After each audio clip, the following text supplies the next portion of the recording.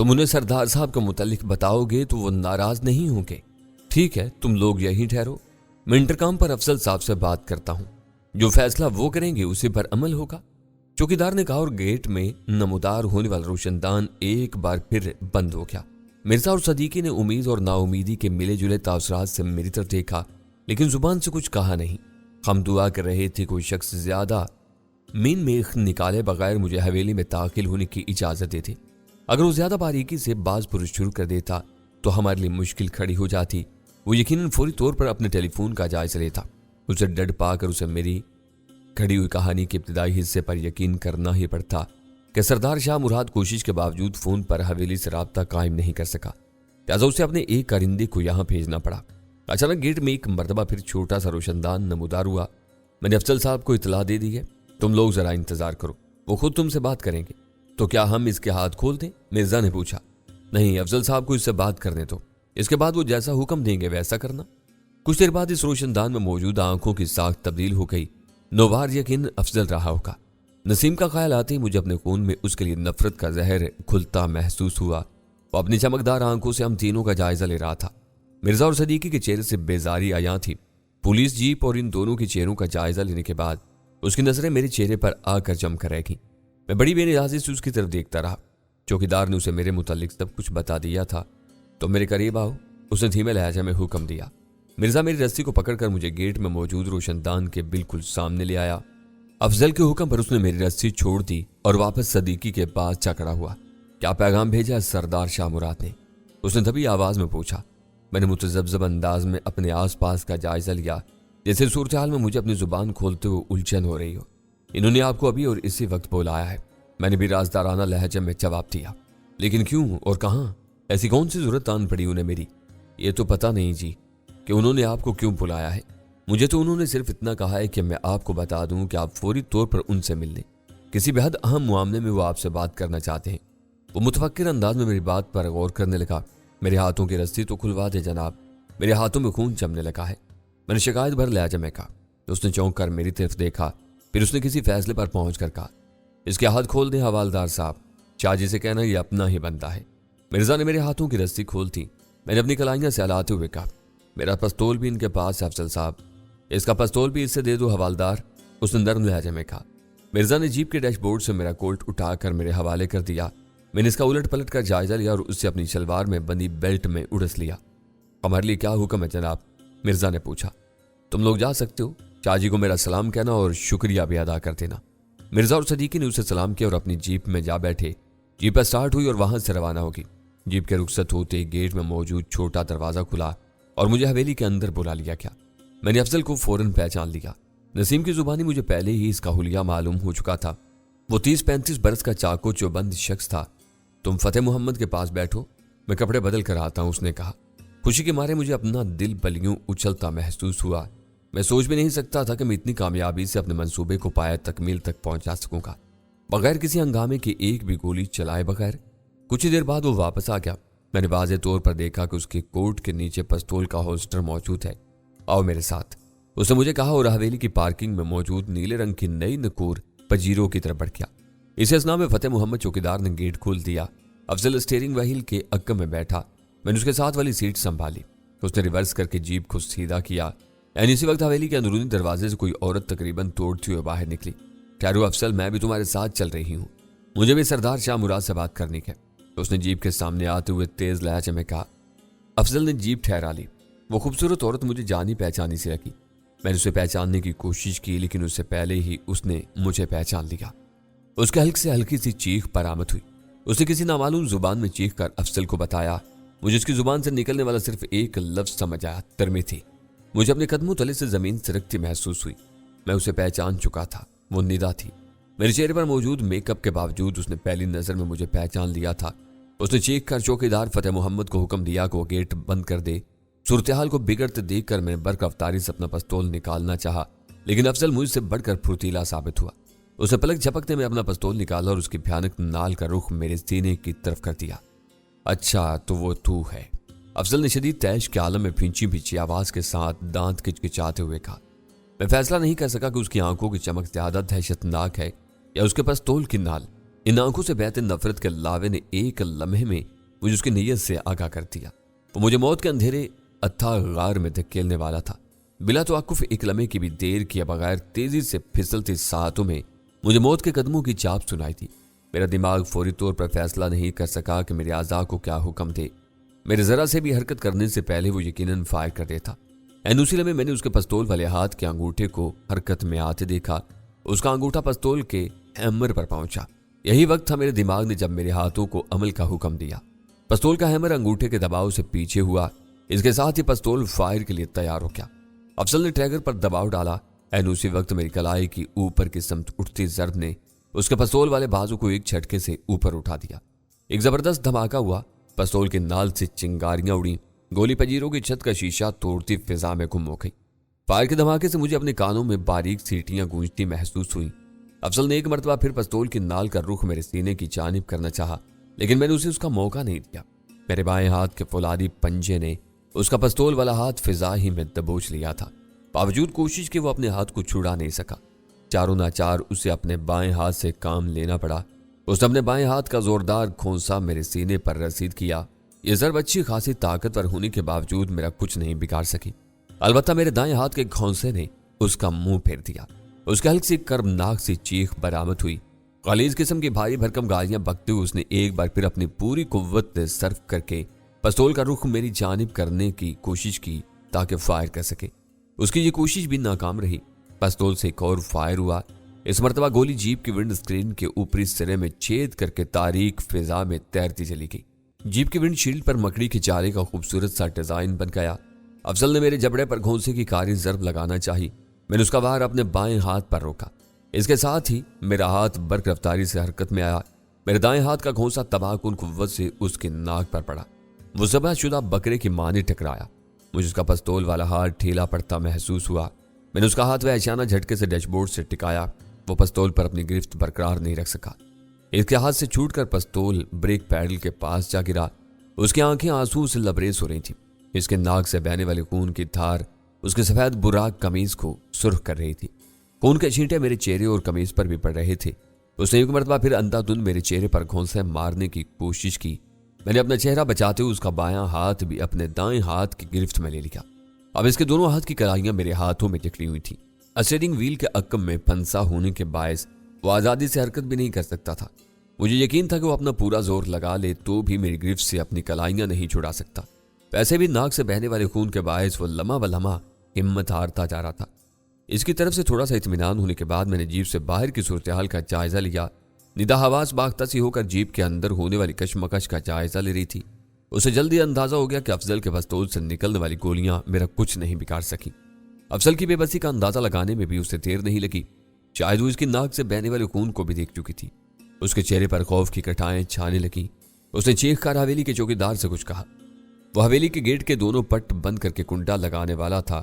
اس کی کلاشنکوف اس کے شانے پر لٹکی ہوئی تھی۔ ندا کی چیخ نما آواز سن کر وہ ایک دم ساکت ہو گیا۔ گیٹ کو اسی حالت میں چھوڑ کر وہ تیزی سے پلٹا۔ اس دوران میں کلاشنکوف اس کے شانے سے اتر کر اس کے ہاتھوں میں آ گئی تھی۔ ندا ایک مرتبہ پھر حلق پھاڑ کر چلائی۔ اس میں اس کی زبان سے نکلنے والے الفاظ کو واضح طور پر میں سمجھ گیا۔ اس نے سرائے کی زبان میں چوکیدار کو حکم دیا کہ وہ گولی مار کر میری کھوپڑی اڑا دے۔ چوکیدار نے پلک جھپکنے میں کلاشنکوف کاک کی اور ندا کے حکم کی تعمیل کے لیے پوری طرح تیار ہو گیا۔ صورتحال کے اس بدلتے رخ نے میرے اعصاب میں سنسنی کی لہریں دوڑا دی۔ میری سمجھ میں نہیں آیا کہ فوری طور پر کیا کروں کہ کلاشنکوف کی اجل رساں گولی سے میری کھوپڑی ٹکڑوں میں بٹنے سے محفوظ رہ سکے۔ اگر میں افضل کو چھوڑ دیتا تو وہ بلا توقف مجھ پر ٹوٹ پڑتا۔ مجھے اتنی مہلت ہی نہ ملتی کہ میں اپنا پستول نکال سکوں یا جیپ کے فرش پر پڑا افضل کا پستول اٹھا سکوں۔ ترمتی کے مانتے اگر یہ بھی کراٹے کا ماہر ثابت ہوتا تو اس کی لگائی ہوئی ایک ہی ضرب مجھے خاک چاٹنے پر مجبور کر دیتی۔ بے حد مختصر لیکن ذہنی کشمکش کے بعد میں نے فیصلہ کیا کہ میں اس کے ہاتھ چھوڑ کر کوئی فیصلہ کن ضرب لگا کر اسے بیکار کر دوں۔ اس کے بعد جیپ کے فرش سے اس کا پستول اٹھا کر اپنا دفاع کرنے کی کوشش کروں۔ یہ سب کرنے کے لیے میرے پاس محض چند لمحوں کی مہلت تھی۔ اگر اس سے پہلے وہ چوکیدار میرے سر پر پہنچ گیا تو میری داستان حیات کا آخری باب یہیں رقم ہو جائے گا۔ صرف یہ بات میرے حق میں جاتی تھی کہ چوکیدار فاصلے سے مجھے نشانہ نہیں بنا سکتا تھا، کیونکہ اس صورت میں افضل کے بھی گولی کی زد میں آنے کا خطرہ تھا۔ میں اپنے ارادے پر عمل کرنے والا تھا کہ ایک زبردست دھماکے نے مجھے بری طرح چونکا دیا۔ मैंने हवेली के भारी भरकम गेट को एक जबरदस्त झटके से खुलते देखा। भरपूर कुव्वत से खुलने वाले गेट का एक पट तूफानी रेले के मानित चौकीदार की पूंछ से टकराया। मैंने उसकी खोपड़ी के फुलादी चादर से टकराने की आवाज सुनी। वो बुरी तरह लड़खड़ाया, कलाबाजी खाता आगे गिरा और मुंह के बल पुख्ता राह गुजर पर ढेर हो गया। उसकी क्लाशिंकोफ मुझे उससे चंद कदम के फासले पर पड़ी नजर आई। मुझे उस पर मजीद तवज्जो देने की मोहलत नहीं मिल सकी, क्योंकि उसी लम्हे हवेली के चौपट खुले गेट से मैंने पुलिस की जीप को अंदर घुसते देखा। मस्त हाथी की तरह झूमती लहराती चिंगारती जीप की फ्रंट सीट पर मुझे सदीकी और मिर्जा बैठे नजर आए। मेरा दिल खुशी से झूम उठा। जीप एक झटके से रुकी। मिर्जा और सदीकी ने सूरत-ए-हाल को पूरी तरह समझने में महज चंद लम्हे लगाए। अफजल ने मुझे गाफिल समझकर एक जोरदार झटके से अपने हाथ छुड़ाने की कोशिश की, लेकिन नाकाम रहा। इसके होंठ और ठोड़ी खून में बुरी तरह लथड़ चुके थे।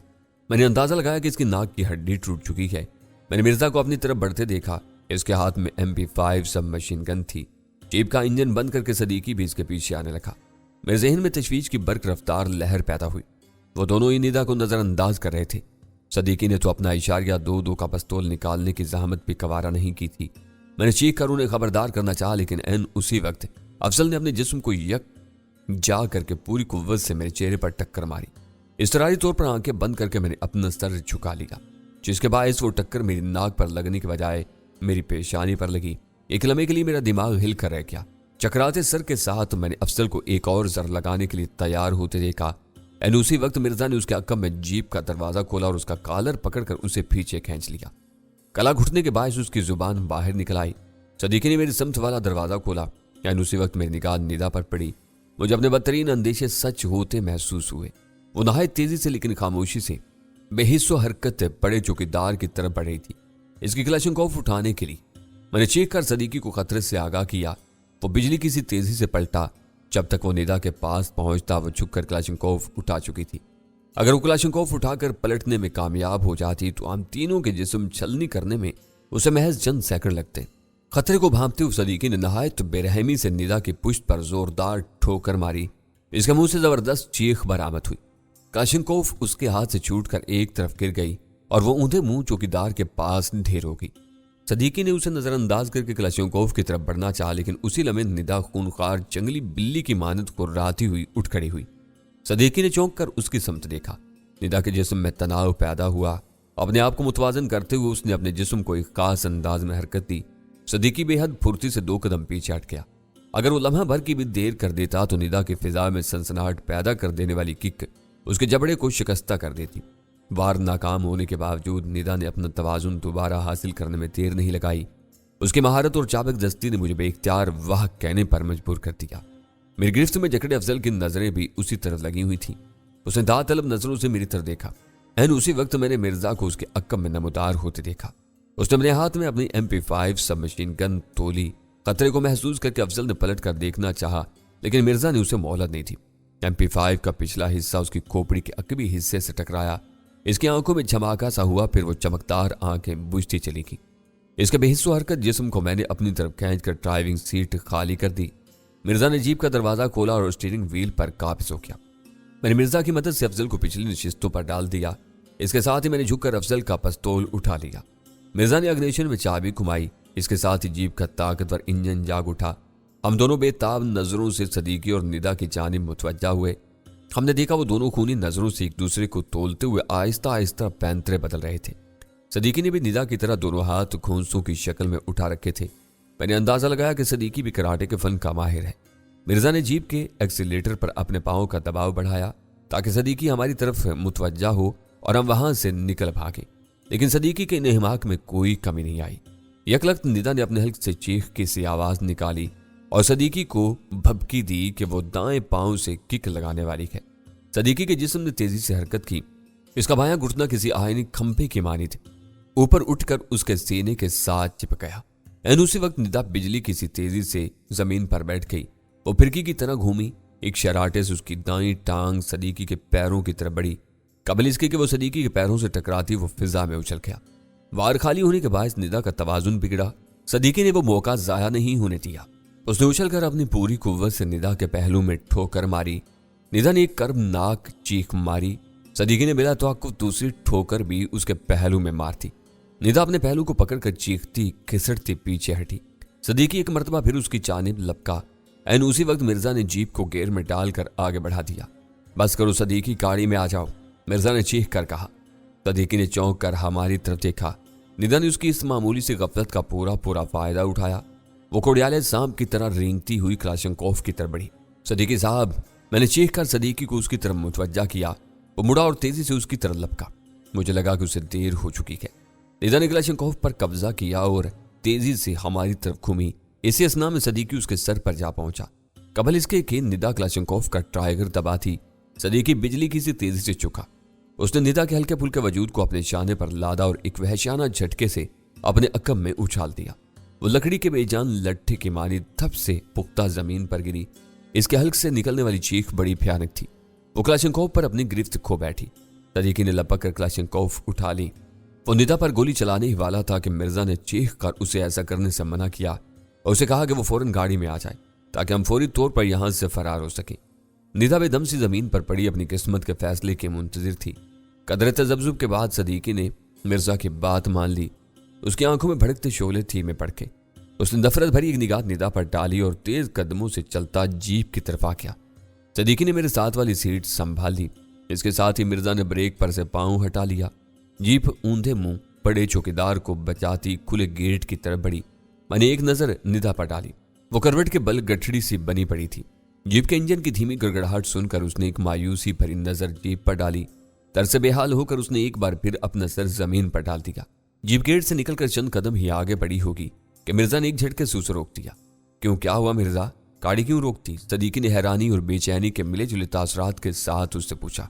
तुम लोग यहीं ठहरो, मैं अभी वापस आता हूं, मिर्जा ने कहा और MP5 संभालता जीप से उतरकर तेजी से हवेली की तरफ बढ़ा। मुझे लगा कि उसका दिमाग चल गया है। सदीकी ने इस्तफामिया नजरों से मेरी तरफ देखा। मैंने हैरानी के अंदाज में अपने शाने उचका दिए। तुम इसके पीछे जाओ जुल्फकार, खुदा जाने क्या चक्कर है, कहीं ये किसी मुसीबत में न फंस जाए, सदीकी ने मुस्तरिब लहजा में कहा। मैंने ड्राइविंग सीट वाली सिमत वाला दरवाजा खोला और अपना पिस्तौल संभाल कर हवेली के खुले हुए गेट से अंदर दाखिल हो गया। मुझे वहां के मंजर में कोई तब्दीली नजर नहीं आई। अलबत्ता मिर्जा मुझे वहां नहीं मिला। मुझे पहला ख्याल यही आया कि शायद वो हवेली की असल इमारत में घुस गया है। मैंने नहायत एहतियात से आसपास के माहौल का जायजा लिया। मुझे वहां कोई खतरे वाली बात नजर नहीं आई। निदा ऊंधे मुंह जमीन पर पड़ी कर्मनाक अंदाज में करा रही थी। चौकीदार के मुतालिक मैंने अंदाजा लगाया कि वो या तो अपनी जिंदगी की सरहद अबूर कर चुका है या फिर तवील अरसे के लिए अपने होश हवास से बेगाना हो चुका है। इनकी तरह से बेफिक्र होकर मैं हवेली के अंदर घुसता चला गया। मैंने देखा मिर्जा हवेली के हाल में वाक़े 3 कमरों में से एक में से निकलकर दूसरे में घुस गया। मिर्जा मेरी आहट पाकर तेजी से पलटा। यही खैर रही कि उसने सब मशीन गन का ट्रैगर नहीं दबा दिया। आप क्या तलाश करते फिर रहे हैं मिर्जा साहब? लॉन्ग रेंज का ताकतवर ट्रांसमीटर जिसके जरिए अफजल भारत में अपने हेडक्वार्टर से राब्ता कायम करता है। तो मैं मेरे साथ मिलकर इसे तलाश करो। मिर्जा ने तेजी से कमरे का सामान उलट पलट करते हुए कहा। ओह, तो ये बात है, लेकिन आप इस ट्रांसमीटर का क्या करेंगे? मैंने हैरानी से सवाल किया। यार तुम इतना भी नहीं समझते। अरे भाई, हम फौरी तौर पर इस्लामाबाद में अपने हेड ऑफिस से राब्ता कायम करना चाहते हैं। टेलीफोन लाइनों पर सरदार शाह मुराद के हुक्म से पैरा बिठा दिया गया है। ऐसे में हमारे पास अगर ये ट्रांसमीटर मौजूद होगा तो हमारे ये मसला हल हो सकता है। हम इस ट्रांसमीटर के जरिए अपने हेड ऑफिस से मुसलसल राब्ता रख सकते हैं। बाकी अगर ऐसा हो जाए तो हमारी बहुत बड़ी मुश्किल दूर हो सकती है। लेकिन ये सब तो इस वक्त हो सकता है जब हम इस ट्रांसमीटर को तलाश करने में कामयाब हो जाएं। मैंने अलमारी में पड़े काट कबाड़ को बाहर निकालते हुए कहा।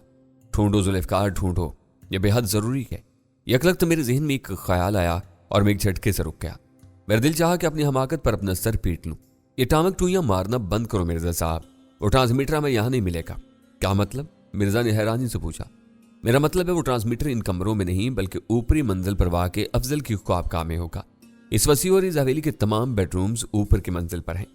तुम सही कह रहे हो, मिर्जा ने पुरजोश लहजे में कहा। वाकई वो ट्रांसमीटर इस खबीस की ख्वाबगाह ही में हो सकता है। चलो वहीं चलते हैं। मैं मिर्जा को साथ लेकर ऊपरी मंजिल पर पहुंच गया। हमें यह जानने में ज्यादा देर नहीं लगी कि वहां पर वाक़े मुतअद्दिद बेडरूम्स में से सिर्फ सबसे बड़ा बेडरूम इस्तेमाल किया जाता है। इसका सीधा सीधा मतलब यह था कि निदा और अफजल एक के बेडरूम इस्तेमाल करते थे। मेरे इस ख्याल की तस्दीक भी फौरन ही हो गई।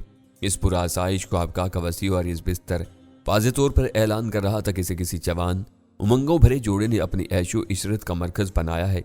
इश्तियाल अंगेज परफ्यूम से महकती फिजा में धीमी धीमी जज्बात की तपश अभी तक बाकी थी।